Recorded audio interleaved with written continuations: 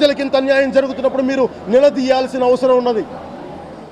అధికారులను కూడా ఖచ్చితంగా నిలదీయాలి. మీరే లంచాలకి పాల్పడితే మీకు అధికారులు నిలదీసే నైతిక బలం ఏముంటుంది? అది ఈ రోజున జరగడానికి కారణం మీ నైతికత లోపం, మీ సామర్థ్యం లోపం. పోయిన ప్రాణాలు ఎలా వస్తాయి? అందుకని మేము కోరుకుంటున్నది, ఈ రోజున ఆంధ్రప్రదేశ్ ప్రభుత్వాన్ని మేము కోరుకుంటున్నది, జనసేన పార్టీ తరఫున, ప్రజల తరఫున మెడికల్ ఎమర్జెన్సీని ప్రకటించండి. ఒక ప్రత్యేక అధికారిని ఈ సమస్య సమసిపోయే వరకు ముందు తక్షణ చర్యలుగా ఒక సీనియర్ ఐఏఎస్ ఆఫీసర్ని ఇక్కడ పంపించండి. వారి పర్యవేక్షణలో, ఎందుకంటే ఇక్కడ కార్పొరేటర్స్ లేరు, అధికార యంత్రాంగం సరిగ్గా వారి స్థాయి సరిపోవట్లేదో, వారి చిత్తశుద్ధి లేదో అయితే నాకైతే తెలియట్లేదు. దీన్ని ప్రభుత్వం పరిశీలించాల్సిందిగా నేను మనస్ఫూర్తిగా కోరుకుంటున్నాను. అందుకని వెంటనే దీన్ని తక్షణ చర్యలుగా ముందు చనిపోయిన వారికి అండగా ఉండటానికి డబ్బులతో తిరిగి ఉపశమనం రాదు, కానీ కనీసం వారికి ఎక్స్గ్రేషియా ప్రకటించండి చనిపోయిన కుటుంబాలకి. అలాగే ఎవరైతే ఉన్నారో బాధితులకి వారికి కొంత పరిహారం చెల్లించండి.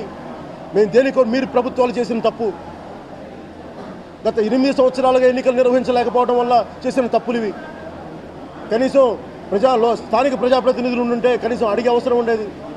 ఇక్కడున్న ఎంపీలు కానీ ఎమ్మెల్యేలు కానీ ప్రతి ఒక్కరూ దీనికి బాధ్యత వహించాల్సింది. అందుకని రాష్ట్ర ప్రభుత్వాన్ని మేము కోరుకుంటుంది, తక్షణమే దీనికి శాశ్వతంగా మీకు 908 కోట్లు కేంద్ర ప్రభుత్వం రిలీజ్ చేసింది. దాన్ని ఎలా ఖర్చు పెట్టారు ఇప్పుడు దాకా? ముందు తక్షణ చర్యలు ఏం చేయబోతున్నారు, శాశ్వత చర్యలు ఏం చేయబోతున్నారు, దీనికి ప్రజలకు తెలియజేయాల్సిందిగా నేను వారికి మనస్ఫూర్తిగా నేను అభ్యర్థిస్తున్నాను. కనీసం హాస్పిటల్కి వెళ్తే బెడ్ కూడా కేటాయించలేని పరిస్థితి. ఇదే మన ఆరోగ్య ఆంధ్రప్రదేశ్ అంటే? పోయిన ప్రాణాలు ఎక్కడికి తిరిగి వస్తారు? 14 ఏళ్ల బిడ్డ షేక్ ఫారూక్, నిండుగా 100 ఏళ్ళు బతకాల్సిన బిడ్డ. ఈరోజు తల్లికి ఏం చేశాం? కడుపు కోతిచ్చాం. నీకు ప్రజల పట్ల ప్రేమ, ఆదరణ, బాధ్యత లేకపోతే ఇదే జరుగుతాయి. ప్రజల ఆగ్రహానికి ఎవరైనా కావచ్చు, ఏ పార్టీ వాళ్ళైనా కావచ్చు, ప్రజలకు కానీ నిలబడకపోతే ప్రజా విప్లవాలు, ప్రజా ఆగ్రహానికి గురి కావాల్సి వస్తాయి.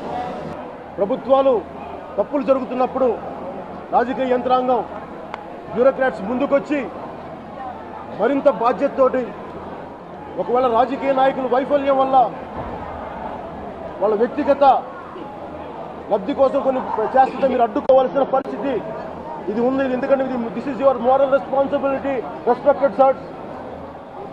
I appeal to all the bureaucrats, this is your moral responsibility to stand by people. If the political class does not stand by people, this is your moral responsibility. I appeal to you, I request to you, మీరు ప్రజల పక్కన నిలబడాల్సిన అవసరం ఉన్నది. This is my appeal to bureaucrats also. పరిపాలనా వ్యవస్థని అస్తవ్యస్తం చేసేశారు దశాబ్దాలుగా. ఎంతసేపు పైన మెరుగులు తప్ప లోపలికి వెళ్ళి చూస్తే సమాజం అంతా మొత్తం ఇలా కుళ్ళిపోయింది, కింద డ్రైనేజ్ లాగా. పోయిన ప్రాణాలు, చిన్న పసిబిడ్డలు, 100 ఏళ్ళు బతకాల్సిన బిడ్డల నుంచి తండ్రి మాకు అండగా ఉంటాడని చెప్పి ఉండే కూతురు కూడా, ప్రతి ఒక్కరూ ఒక్కొక్క 24 మందిలో ఇంకే ఒక్కొక్క చోట ఒక కడుపు కోత. మన ఇళ్లలో జరిగితే ఎలా ఉంటుంది? ఒక మంత్రి ఇంట్లో జరిగితే ఎలా ఉంటుంది? ఒక ఎమ్మెల్యే ఇంట్లో జరిగితే ఎలా ఉంటుంది? ఒక బ్యూరోక్రాట్ ఇంట్లో జరిగితే ఎలా ఉంటుంది? ఆ కడుపు కోత మీకు తెలీదా? మనిషి కోల్పోయినప్పుడు. ఏంటండి, వీడియో నచ్చిందా? అయితే ఓ లైక్ వేసుకోండి, లేదంటే ఓ కామెంట్ చేయండి. ఎప్పటికప్పుడు మా వీడియోస్ చూడాలంటే సబ్స్క్రైబ్ చేసుకోండి.